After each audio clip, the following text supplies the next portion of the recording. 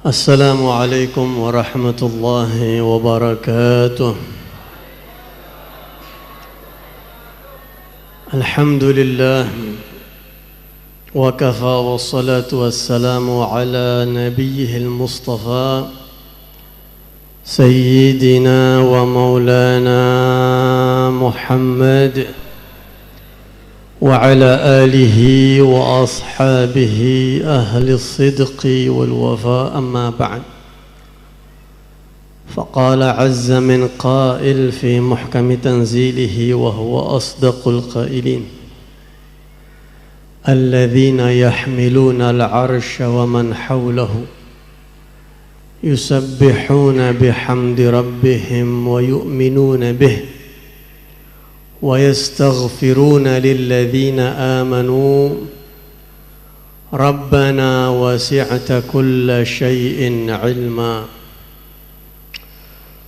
وقال رسول الله صلى الله عليه وسلم إن الرجل يدخل الجنة إن الرجل لترفع له درجاته في الجنة فقال أي ربي أن لي هذا فقال باستغفار ولدك لك من بعدك صدق الله العظيم وبلغ رسوله النبي الحبيب الوفي الكريم ونحن على ذلك من الشاهدين والشاكرين والحمد لله رب العالمين.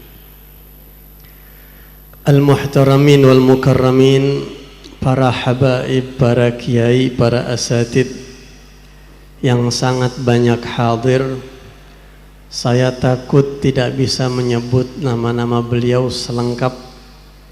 Pembicara sebelum saya mohon maaf kalau ada yang namanya enggak kesebut sama saya, bukan berarti enggak saya hormati. Wabil khusus alhamdulillah, satu kebanggaan buat kita hadir di sini orang tua kita Al-Habib Abu Bakar bin Ali As-Saggaf dan putra beliau yang baru saja menyampaikan tausiah Sayyid Ahmad bin Abi Bakar As-Saggaf, dan juga putra-putra daripada Abu Al-Habib Zain bin Hasan Baharun, Sayyid Hasan dan Sayyid Adani. Tidak lupa yang saya hormati orang-orang tua kita di sini, Al-Habib Ja'far bin Shahab, Al-Habib Anas Al-Hindwan, Al-Habib Alfian Ba'bud, Al-Habib Abdullah As-Saggaf, penceramah kita Al-Habib Abdul Qadir bin Zaid Ba'bud, wa kafatil habaib al-mayamin, semuanya yang hadir di sini, para guru, para habaib, para hadirin dan hadirat sekalian. Insyaallah kita yang hadir di sini, pulang dari sini yakin tidak ada keraguan sedikit pun bahwa kita pulang insyaallah dosa-dosa kita diampuni oleh Allah Subhanahu wa taala. Insyaallah kita pulang dari sini banyak hajat-hajat kita yang akan digabulkan oleh Allah Subhanahu wa taala dengan keberkahan silaturahim kita, keberkahan kita menjalin hubungan baik dengan para guru-guru kita.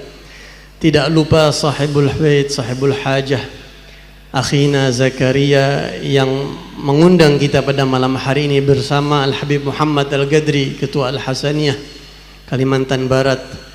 Dan kita mintakan kepada Allah juga semua kebaikan yang ada di tempat ini Allah Subhanahu wa ta'ala kirimkan pahalanya kepada orang tua beliau Bapak Muhammad Ali bin Sibo insyaallah, dan orang tua kita semua, guru-guru kita akan mendapatkan kebaikan dari acara ini insyaallah. Amin ya rabbal alamin. Muqaddimahnya aja udah 5 menit, jadi insyaallah nggak lama-lama. Hadirin dan hadirat sekalian, alhamdulillah malam hari ini kita kumpul di sini, acara yang sangat baik. Kalau bahasa orang sekarang acara seperti ini yang dibacakan ayat-ayat Al-Quran, solawat kepada Nabi, zikrullah, syama'il Nabi SAW, dihadiri orang-orang soleh. Acara seperti ini kalau bahasa orang sekarang pasti akan menularkan aura positif ke dalam kehidupan kita. Kita yang hadir di sini pasti dapat kebaikan, pasti. Manjalas janas. Pepatah orang Arab mengatakan siapa yang duduk maka akan tertular jenisnya kepada kita.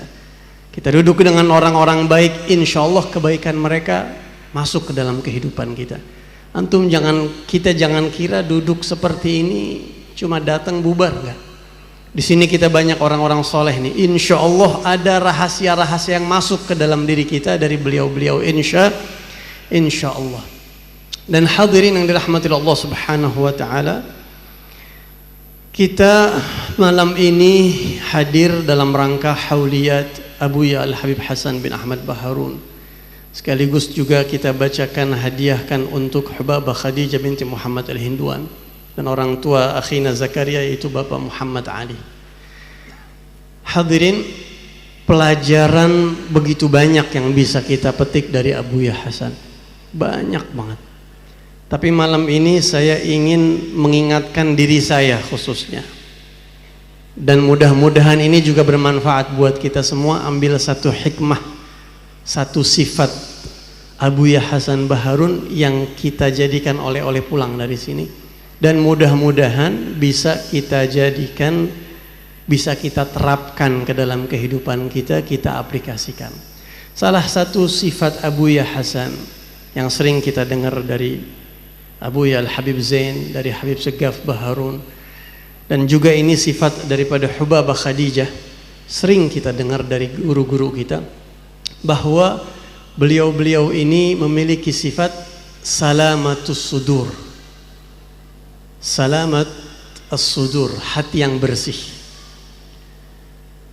Dan inilah yang menjadi sebab salah satu rahasia Allah Subhanahu wa ta'ala angkat derajat beliau setinggi-tingginya.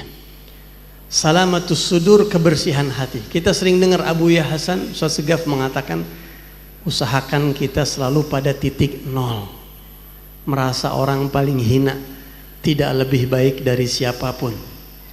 Ini Masya Allah, kalau kita kaji lebih dalam, ini sifat kalau kita konsentrasi, kita hidup, kita berusaha ambil satu saja sifat guru kita ini, maka akan membawa dampak perubahan yang sangat besar dalam kehidupan kita.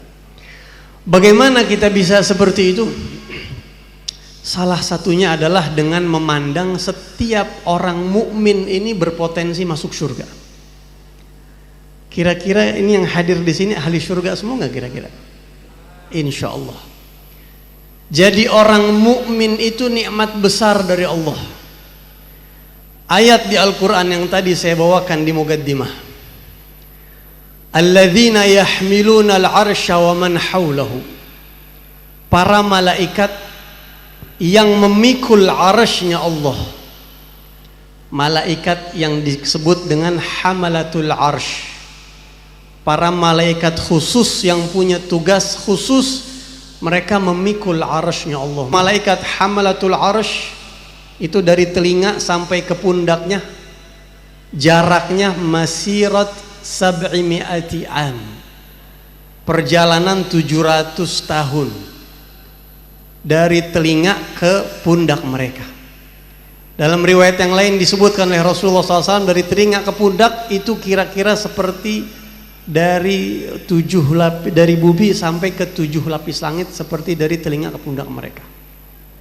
Wa yahmilu arsya rabbika fawqahum yawma idzin thamaniyah, ada 8 malaikat. Wa man haulahu, bukan cuma malaikat-malaikat yang memikul arsy, tapi para malaikat yang di sekitar malaikat-malaikat pemikul arsy yang di kitab-kitab tafsir disebutkan jumlahnya ratusan. Kita di malaikat memikul arsy, malaikat-malaikat yang ada di sekitarnya, yusabbihuna bihamdi rabbihim, mereka bertasbih kepada Allah, wa yu'minuna bihi, mereka beriman kepada Allah, garis bawahnya yang kita garis bawahi, wa yastaghfiruna lilladzina amanu. Itu para malaikat yang super dahsyat. Mereka itu yastaghfiruna lilladzina amanu, selalu beristighfar kepada orang-orang yang mukmin. Jadi selama kita mukmin, maka setiap detik kita diistighfarkan oleh para malaikat. Setiap detik. Harapan masuk surga begitu besar. Di dalam tafsir Al-Imam Al-Qurtubi, ada seorang ulama ketika mendengar ayat ini, beliau mengatakan, ma akramal mu'min 'ala Allah. Betapa bernilai orang mukmin di sisi Allah. Betapa dahsyatnya kedudukan mukmin di sisi Allah. Naiman 'ala firasyih wal malaikah yastaghfiruna lah. Dia tidur di atas kasurnya, di saat yang sama malaikat sedang istighfar buat dia. Bayangkan kita entar malam pulang tidur. Saat kita tidur asyik itu, malaikat-malaikat yang memikul arsy sedang istighfar buat kita. Allah. Jadi kalau kita melihat orang mukmin ini, orang dapat istighfar dari para malaikat. Karena dari itu, ma'asyiral ikhwah rahimakumullah, di dalam ayat itu kemudian malaikat berdoa kepada Allah, Rabbana wasi'ta kulla syai'in ilma. Ya Allah, sungguh ilmu-Mu maha luas, meliputi segala sesuatu. Sampai di ayat berikutnya malaikat berdoa kepada Allah, Rabbana wa adkhilhum jannati adnin allati wa'adtahum. Ya Allah, kami mohon kepadamu, masukkanlah mereka ke dalam surga Aden yang Kau telah janjikan. Jadi orang mukmin itu setiap saat didoakan malaikat.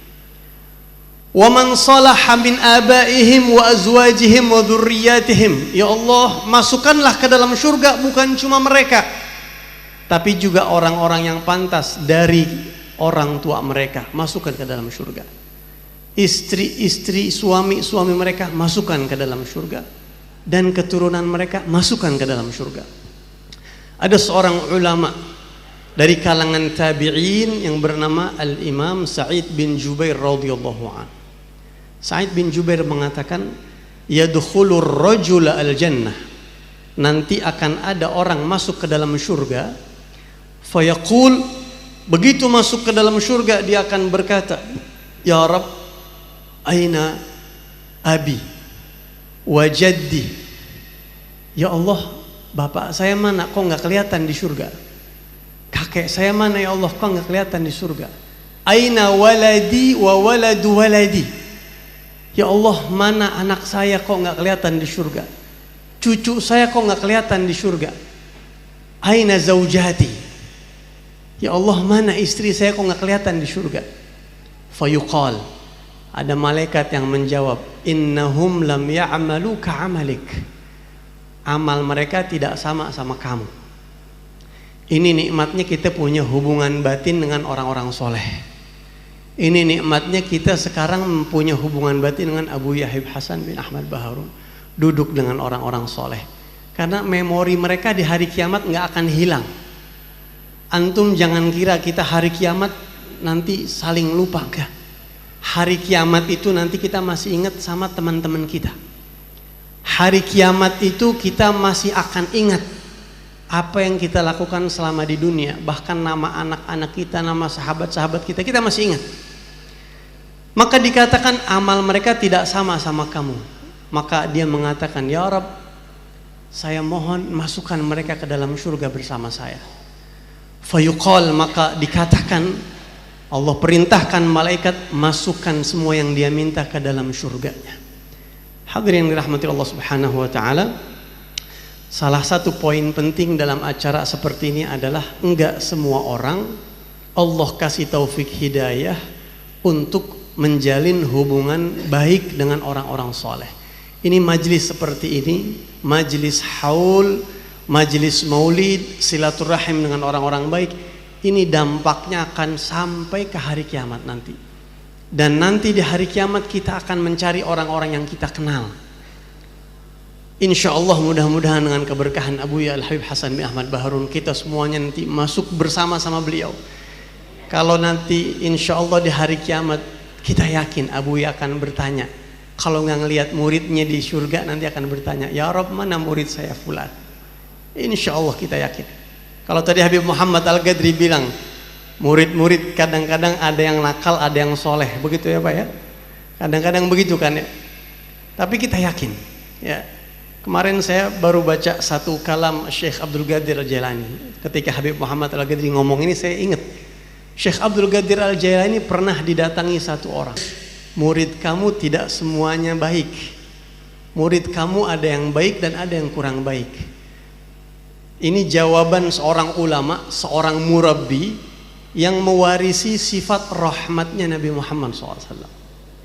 Kalau Nabi Muhammad menginginkan seluruh umatnya ke dalam surga, kita yakin guru-guru kita pun demikian. Makanya jadi murid orang soleh itu nikmat. Nakal-nakal dikit nggak apa-apa. Yang penting kita minta ridhonya beliau. Yang penting hubungan kita setelah itu perbaiki sama beliau. Alhamdulillah. Apa kata Syekh Abdul Qadir Al-Jailani? In kana khairan fahuwa lana. Kalau murid saya baik, maka itu aset buat saya. Ketika dia berbuat baik, saya dapat pahalanya. Dia ngajar, saya dapat pahalanya. Dia soleh, pahala dia ngalir kepada saya. Jadi kalau saya punya murid baik, itu aset dan nikmat dari Allah buat saya. Wa in kana ghaira dzalik fanahnu lahu. Tapi kalau seandainya murid saya belum baik, dia punya saya. Insya Allah saya akan nolong dia nanti. Jadi insya Allah beruntung orang-orang yang Allah pilih. Tadi kata Habib Muhammad Al-Ghadri, memang Allah pilih. Alhamdulillah hadir ke tempat seperti ini, Allah pilih. Kita duduk dengan orang-orang soleh, Allah pilih. Kita punya hubungan baik, punya rasa cinta, Allah pilih. Dan para wali-wali Allah Subhanahu wa ta'ala, asal kita punya keimanan baik, meninggal dunia tetap iman seperti sedia kala, dan punya cinta kepada orang soleh, itu harapan besar. Pertahankan semua kebaikan-kebaikan ini, karena para wali-wali Allah itu mereka akan mengingat siapa yang cinta kepada mereka semuanya. Al-Imam Al-Haddad bahkan mengatakan, man dakhal himana ma sayyabnah wa in sayyabana. Siapa yang telah masuk ke zona kami, siapa yang mengenal kami, siapa yang punya hubungan baik sama kami, maka kami tidak akan pernah tinggalkan dia. Maka kita berharap kepada Allah, acara sederhana seperti ini, kumpul dengan orang-orang soleh, dan insya Allah ini besar di sisi Allah Subhanahu wa ta'ala. Ini akan menjadi sebab, insya Allah sebab dosa kita diampuni, dan yang paling penting kita husnul khatimah, dan kita nggak cuma berkumpul di dunia, tapi insya Allah kita kumpul di akhirat nanti. Sebagai penutup, hadirin yang dirahmati Allah Subhanahu wa ta'ala, para ulama-ulama, para orang-orang soleh, mereka tentu orang-orang yang sangat menginginkan keselamatan di hari kiamat. Ada satu amalan dari Rasulullah SAW yang dikenal oleh para ulama dengan al-ataqah al-kubra.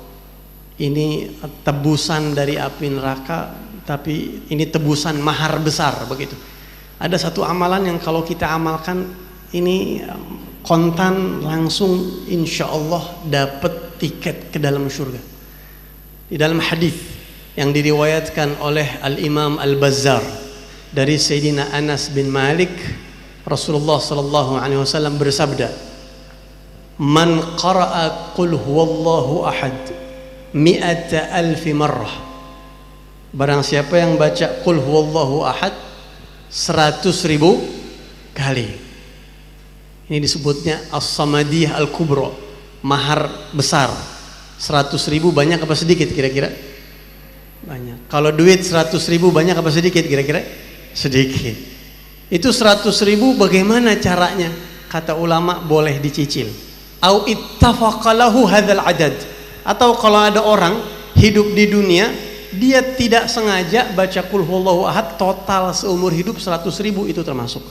Au quri'at lahu. Atau kita bacakan untuk seseorang yang sudah meninggal dunia termasuk.